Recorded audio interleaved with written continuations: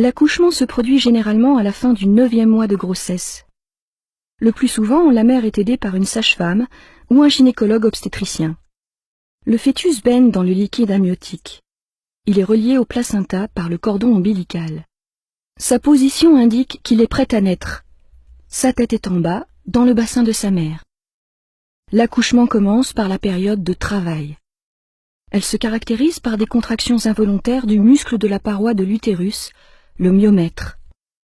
Au début, les contractions se produisent toutes les 10 minutes environ. Elles sont assez courtes. Puis leur fréquence et leur durée augmentent progressivement. Le fœtus est poussé du fond de l'utérus vers le col de l'utérus. Sa tête appuie sur le col. Il se produit alors ce que l'on appelle l'effacement du col de l'utérus. La tête du fœtus avance encore un peu et c'est la dilatation du col de l'utérus.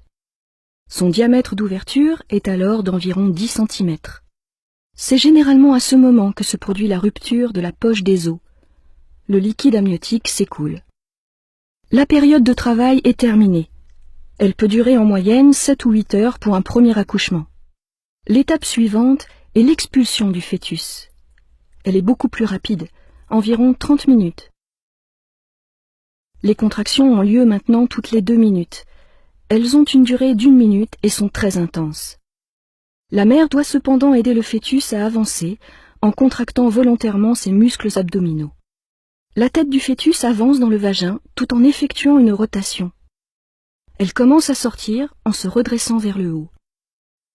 Puis, la sage-femme ou le médecin saisit le bébé par la tête et la tourne afin de faciliter le passage de la première épaule, puis de la deuxième, et enfin de tout son corps.